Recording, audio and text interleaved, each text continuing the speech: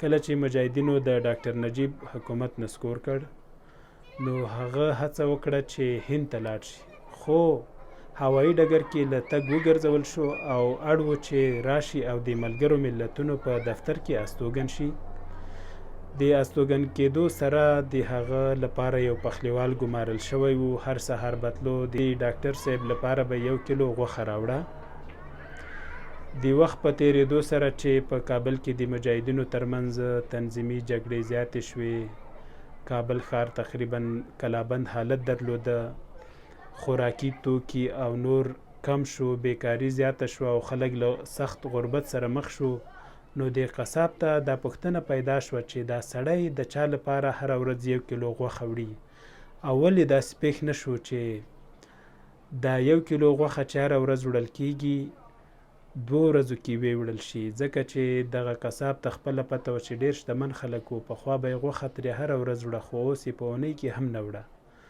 نو یوه ورځ یې د پخلیوال یا اشپز ته ویل چې وروره له تا نه یوه پوښتنه کوم، ته دا غوښه د چا لپاره وړې او دا څنګه سړی دی چې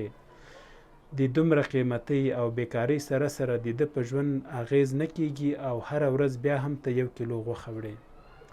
سړي ورته ویل په دې پسې مه ګرځه چې زه غوښه چاته وړم، خو ما ته 1 کیلو ښه غوښه راکوه او تر اوسه دې راکړې. دا داسې سړی دی چې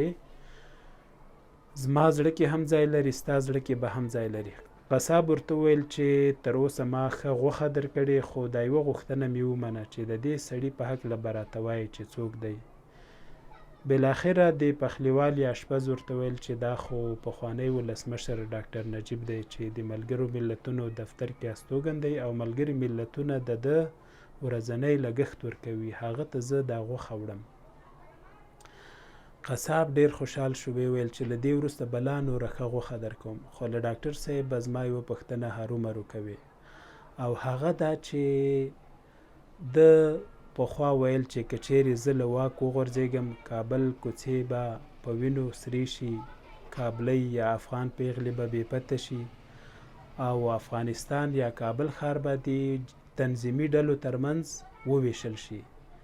نو ته به دا ورته وایې چې تا ته همدا پته وه، ولې دې موږ دې ډلو ته پرېښوده چې اوس مو حال له ورځې بلې ته بدتر کېږي او هره ورځ وژل کېږو. سړي له اشپز سره هو وکړه، خو کله چې دفتر ته راغی غوښه یې کېښوده چې د ډاکټر لور ته ورغی، هغه بوخت و، مطالعه یې کوله. بیرته چې روانېدو ډاکټر نجیب غږ ورباندې وکړه چې څه خبره ده، ته راغلې او بیرته ستون شوې، هېڅ دې هم ونه ویل. دغه پخلیوال وویل چې ډاکټر صاحب هېڅ خبره هم نشته، خو ډاکټر وویل چې نه، یو څه ستا سترګې وایي، ما ته به هرومرو کیسه کوې چې نن له څه سره مخ سوی. د پخلیوال وویل ډاکټر صاحب زه چې دا هره ورځ له کوم قصاب غوښه راوړم، نن یې ډېر اصرار وکړ چې ته دا غوښه چاته وړې، ما ستا نوم ورته یاد کړ. د هغه آخر هیله دا وه چې په تا سلام ووایي او بیا دا پوښتنه وکړي چې تا ته دومره پته وه چې جهادیان به په کابل کې څه حالت جوړوي، نو ولې دې موږ دغه بد حالت ته پرېښودو یا ولې دې خپل حکومت دوی ته وسپاره او مقاومت دې ونه کړ. ډاکټر وخندل او په ځواب کې وویل زما سلام هم ورته وایه او دومره ورته ووایه چې کله به کابل کې لږ ګراني شوه د خلکو به شکایت و، که چیرې ما په تاسو باور درلودی چې د اوس په څیر به هغه وخت هم 1 کیلو غوړي په 50,000 افغانۍ یا 1 ګونۍ وړه په 8 لکه 10 لکه افغانۍ واخلئ، نو هیڅ وخت به مې د خلکو یا دې وسلوالو ته پرېښودلی نه وی.